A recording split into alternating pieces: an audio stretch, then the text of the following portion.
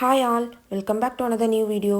இந்த வீடியோவில் unit 8க்கான where to study தான் கொடுத்துருக்கேன். இந்த யூனிட்க்கு நம்ம தனியாக படிக்கணும்னா ஒரு 5 லெசன் தான் படிக்கிற மாதிரி இருக்கும்.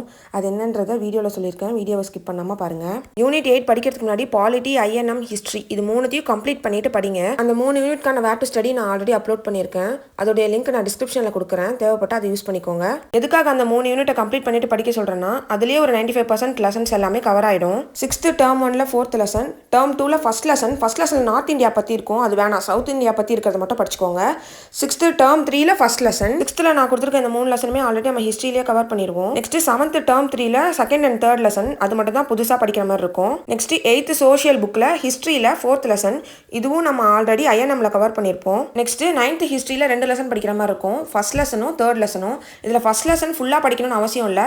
1.4ன்னு ஒரு சப் டாபிக் மாதிரி தமிழ்நாடு பற்றி கொடுத்துருப்பாங்க, அதை மட்டும் படிச்சுக்கிட்டா போதும். தேர்ட் லெசனை ஃபுல்லாக படிச்சுக்கோங்க. 10th ஹிஸ்ட்ரியில் 5th லெசன், 6th லெசன், அப்புறம் 9th 10th இந்த 4 லெசன் ஆல்ரெடி நம்ம ஐஎன்எம்லே படிச்சிருப்போம். ஜஸ்ட் இங்கே ஒரு ரிவிஷன் மட்டும் பண்ணிக்கோங்க. 11th ஹிஸ்ட்ரியில் 5th லெசன் இது ஆல்ரெடி ஹிஸ்ட்ரியில் நம்ம படிச்சிருப்போம். 6th லெசன் ஃபுல்லாக படிக்கணும்னு அவசியம் இல்லை. 6.3, 6.4 அந்த டாபிக் நேம் கொடுத்துருக்கோம் பாருங்க, அந்த டாபிக் மட்டும் படிச்சுக்கிட்டா போதும். அது மட்டும் தான் தமிழ்நாடு ரிலேட்டடாக இருக்கும். நெக்ஸ்ட் 18th லெசன் ஆல்ரெடி ஐஎன்எம்ல கவர் பண்ணியிருப்போம். 11th ஹிஸ்ட்ரியில் இவ்வளோ தான் நம்ம படிக்கணும்.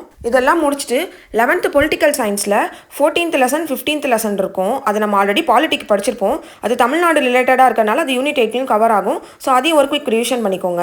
யூனிட் 8னாலே ரொம்ப இம்பார்ட்டன்ட் திருக்குறள் தான். அதுலேருந்து எப்படியும் ஒரு 2-3 கொஸ்டினாச்சும் கேட்பாங்க. அதுக்கு என்ன பண்ணலாம்னா 6th to 12th தமிழ் புக்கில் இருக்கக்கூடிய எல்லா திருக்குறளையும் ஒரு நாளைக்கு 2 இல்லை 3 அந்த மாதிரி படிச்சுட்டு வரலாம். ஃபர்ஸ்ட் நியூ புக் கம்ப்ளீட் பண்ணிட்டு அதுக்கப்புறமா ஓல்டு புக்கும் டைம் இருந்தால் முடிச்சிருங்க. இந்த வேர் டு ஸ்டடியோட பிடிஎஃப் டெலிகிராமில் இருக்கும், தேவைப்பட்டா ஜாயின் பண்ணி யூஸ் பண்ணிக்கோங்க. அதோட லிங்க்கும் நான் டிஸ்கிரிப்ஷனில் கொடுக்குறேன். இந்த வீடியோ பிடிச்சிருந்தா லைக் பண்ணிட்டு, நிறைய பேர் சப்ஸ்கிரைப் பண்ணாமல் பார்த்துட்டு இருக்கீங்க, மறக்காமல் சப்ஸ்கிரைப் பண்ணிக்கோங்க.